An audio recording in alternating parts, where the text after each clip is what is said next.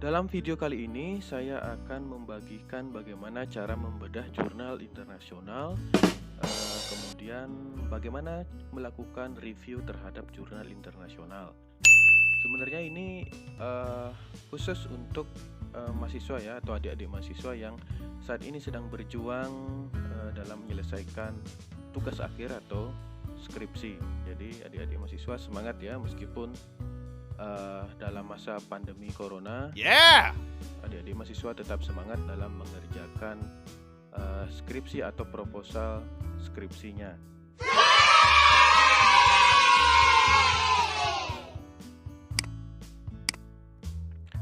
Nah, beberapa pertanyaan yang biasanya muncul dari mahasiswa, terutama kepada saya ya sebagai dosen pembimbingnya.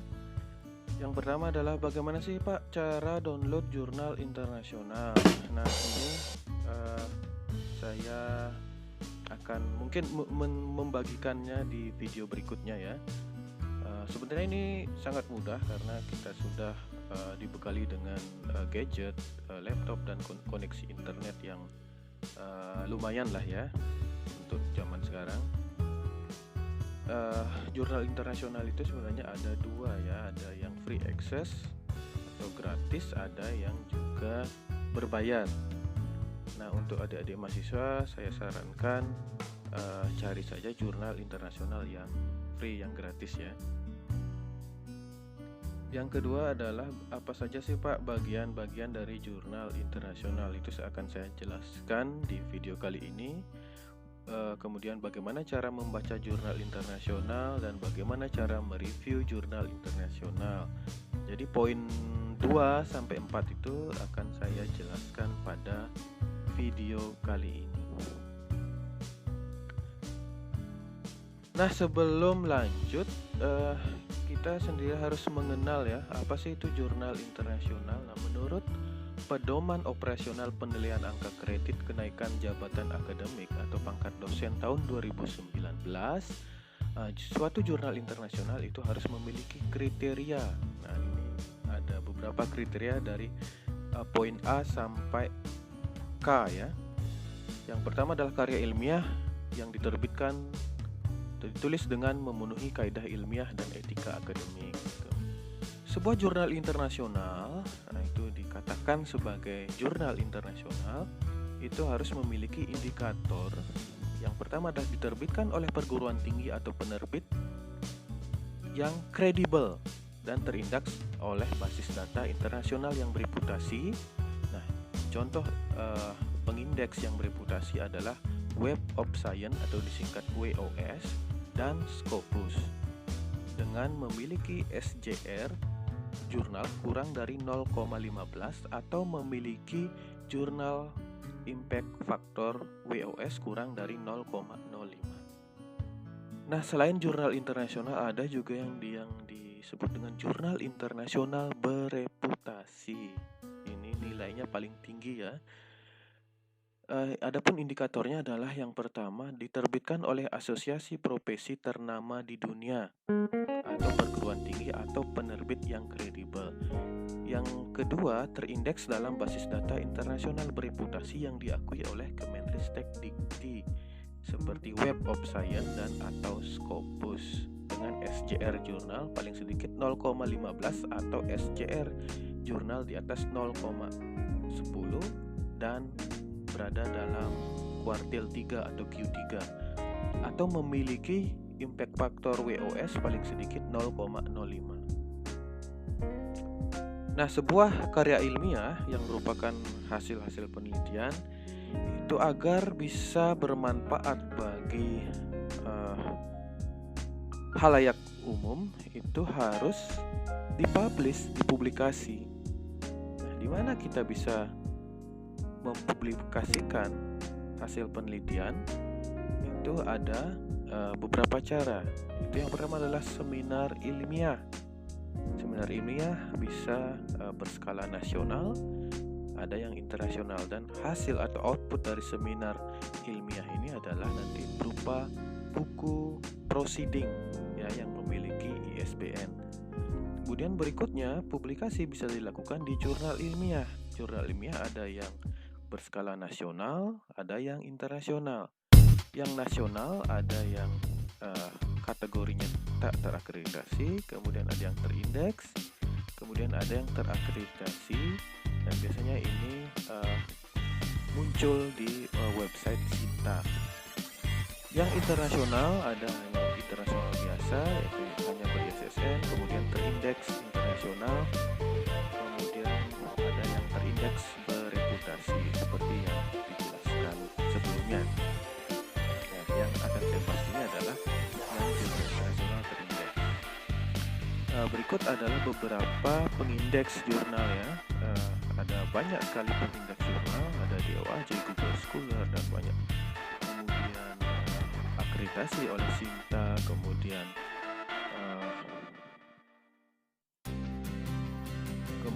pengindeks yang bereputasi adalah Scopus dan Web of Science.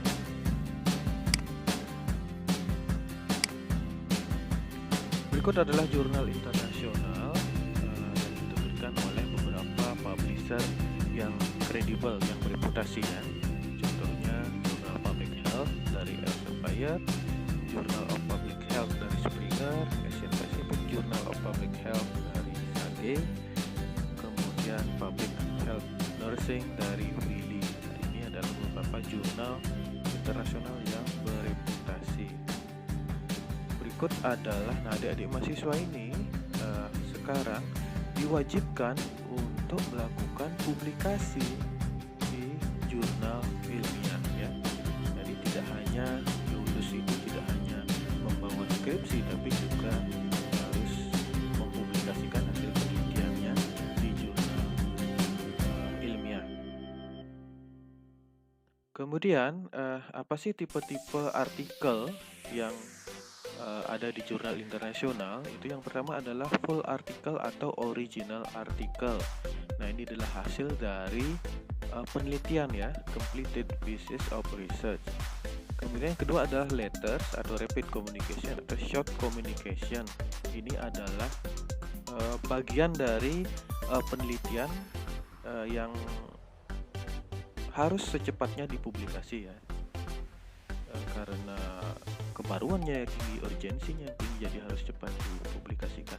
Kemudian yang berikutnya adalah review paper atau perspektif. Nah, ini adalah kita mereview, seperti membuat tinjauan pustaka tentang topik-topik yang spesifik. Topik-topik yang spesifik.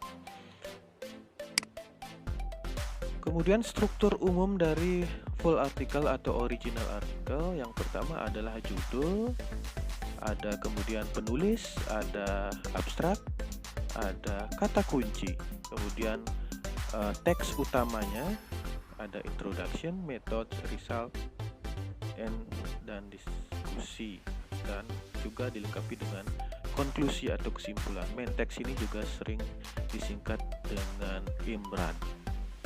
Berikutnya, setelah main teks itu ada ucapan terima kasih, kemudian ada daftar pustaka dan beberapa supplementary material.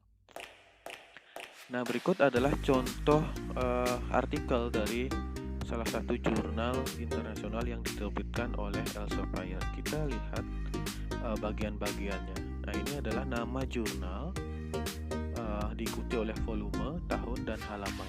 Jadi jurnal ini adalah, namanya jurnalnya adalah Biomedicine and Pharmacotherapy, kemudian volume 91 tahun 2017, halaman 938 sampai 945. Kemudian penerbit Elsevier. Nah, ini jenis artikelnya berupa original artikel. Kemudian ini adalah judul ya. Judulnya singkat ya, informatif dan singkat. Nama penulis, jadi ada beberapa penulis di sini. Kemudian afiliasi adalah tempat di mana penulis itu bekerja.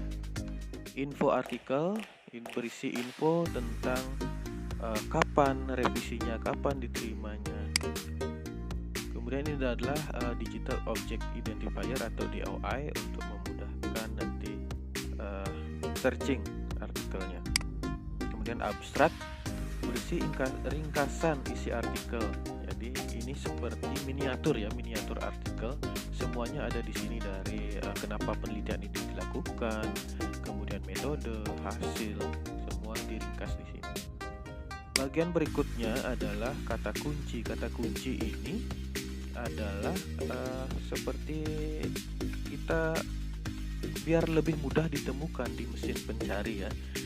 Biasanya ada beberapa jurnal yang kata kuncinya itu berbeda dari judulnya. Ya, diusahakan berbeda agar jumlah pencariannya itu lebih banyak dan peluang artikel kita ditemukan itu lebih banyak.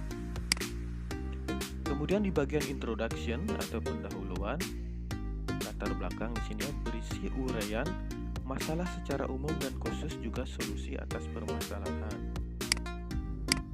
Berikutnya adalah material dan metode adalah penjelasan tentang bahan-bahan dan alat-alat yang digunakan dan bagaimana cara melakukan penelitian atau metodenya bagaimana. Di bagian hasil, ini hasil penelitiannya apa? Nah, di sini biasanya hanya hasil-hasil yang mewakili yang sesuai dengan metode saja yang ditampilkan, yang akan nanti dibahas dalam pembahasan. Kemudian sesi pembahasan ini adalah menjelaskan apa sih arti dari hasil yang sudah dipaparkan sebelumnya, kemudian diisi dengan bagaimana sih perbandingan dengan penelitian-penelitian sebelumnya. Berikutnya adalah kesimpulan dari hasil penelitian. Konflik kepentingan atau konflik of interest ini biasanya sebuah pernyataan ya atau deklarasi bahwa dalam penelitian ini tidak ada konflik dengan pihak-pihak yang terlibat dalam penelitian. Kemudian ucapan terima kasih siapa yang membantu dalam penelitian ini, biasanya terutama untuk pemberi dana ya, fundingnya. Kalau penelitian ini merupakan hibah dari pemerintah, nah itu harus disebutkan. Kemudian untuk penelitian-penelitian misalnya yang melibatkan manusia, melibatkan hewan, itu harus ada ethical standarnya, kode etik. Kemudian daftar pustaka biasanya terdiri dari jurnal internasional, kemudian ada paten, ada proceeding, dan ada beberapa buku ya. Bagaimana cara mereview sebuah artikel pada jurnal internasional? Ini saya ambil contohnya dari jurnal Advanced Pharmaceutical Bulletin. Mari kita lihat. Nah, ini adalah tampilan jurnalnya ya. Jadi ada 8 halaman, cukup banyak. Jadi ini saya ingin membagikan tips bagi adik-adik mahasiswa. Jadi kita tidak perlu membaca keseluruhan artikel. Jadi bacalah apa yang kita cari, ya. Apa yang kita cari itu saja yang dicari. Tapi untuk melakukan review artikel itu semuanya harus dibaca. Ya, saya biasanya membuatkan tabel review seperti ini. Ada beberapa kolom. Kolom pertama adalah judul artikel, kemudian nama jurnal, ini identitas jurnal, kemudian kolom berikutnya adalah problem statementnya bagaimana, kemudian novelty, methods, result, dan konklusi, kemudian keterbatasan penelitian. Di kolom judul isikan dengan judul artikel. Nah, artikel yang saya bahas adalah berjudul Synergetic Impact of Combined 5-fluorouracil and Routine on Apoptosis in PC3 Cancer Cells through the Modulation of P53 Gene Expression. Itu adalah judul artikelnya. Kemudian nama jurnalnya adalah Advanced Pharmaceutical Bulletin. Kemudian di volume 8 isu 3 ya, isu 3 tahun 2019 halaman 462 sampai 469. Jadi Jadi penulisnya adalah ada beberapa penulisnya. Penulis utamanya adalah Antv Sahari. Ini ada simbol 1, ini adalah afiliasi di mana dia bekerja. Kita lihat yang nomor 1 itu afiliasinya adalah dia di Clinical Biochemistry Research Center Basic Health Science Institute, University of Medical Sciences, ini Iran ya, dari Iran. Kemudian berikutnya adalah problem state, menjelaskan masalah-masalah pada penelitian terdahulu hingga penulis tertarik melakukan penelitian ini. Saya sudah membaca latar belakangnya. Beberapa masalah yang diungkapkan di sana adalah 5-fluorouracil itu merupakan agen kemoterapi yang digunakan secara luas dan memiliki efek samping seperti mual, muntah, mukositis, stomatitis, dan diare, sehingga perlu usaha untuk menurunkan efek samping tersebut. Nah, di satu sisi, rutin merupakan glikosida dari quercetin, itu memiliki aktivitas neuroproteksi, antiinflamasi, antikarsinogenik, antiproliferatif, dan anti-stres oksidatif.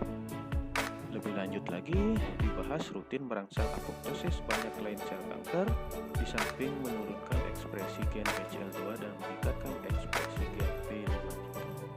Nah, sehingga kalau rutin dikombinasikan dengan agen kemoterapi, itu dapat meningkatkan efek antikarsinogenik dan antiproliferatif serta menurunkan efek samping dibandingkan dengan kemoterapi tunggal.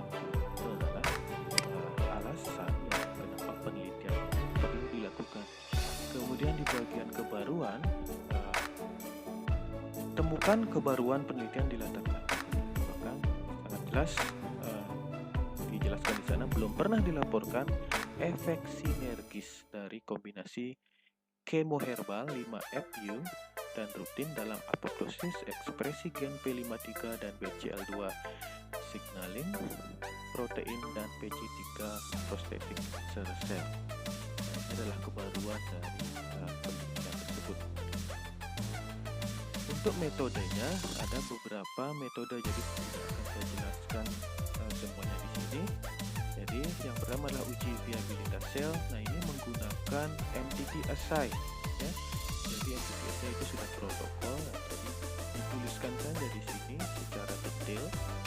Kemudian bagaimana yang kedua adalah untuk mengukur efek sinergis dari kombinasi 5-FU dan rutin. Nah, jadi penilaian sinergisnya itu dilakukan berdasarkan viabilitas sel dengan beberapa konsentrasi. Ini ya, ada 0,75 mikromolar berbanding 700 mikromolar dan seterusnya. Dinilai selama 48. Kemudian efek sinergis itu berdasarkan indeks kombinasi. Kalau harga CI-nya kurang dari 1 itu berarti sinergis. CI sama dengan 1 berarti dia adalah aditif. Kalau lebih dari 1 dia bersifat antagonis. Kemudian di hasil dan konklusi ya, jelaskan temuan-temuan penting ya, temuan utamanya ya, tuliskan kesimpulannya. Temuan penting dari penelitian tersebut, jadi menjawab metode ya, nilai IC50 viabilitas sel dari 5-FU dan rutin hasilnya adalah 3 mikromolar dan 900 mikromolar. Kemudian kombinasi 5-FU dan rutin pada viabilitas sel P3 menunjukkan efek sinergis karena nilai combination index atau CI-nya tadi dihitung adalah sebesar 0,33, jadi kurang dari 1, jadi dia memiliki efek sinergis. Jadi kesimpulannya adalah kombinasi 5-FU rutin menghambat proliferasi sel P3 secara signifikan, kemudian menginduksi apoptosis dan dengan menurunkan ekspresi BCL2 dan menurunkan protein P53 menekan tumor dalam sel kanker prostat manusia. Kemudian keterbatasan penelitian, harus hati-hati ya mencarinya.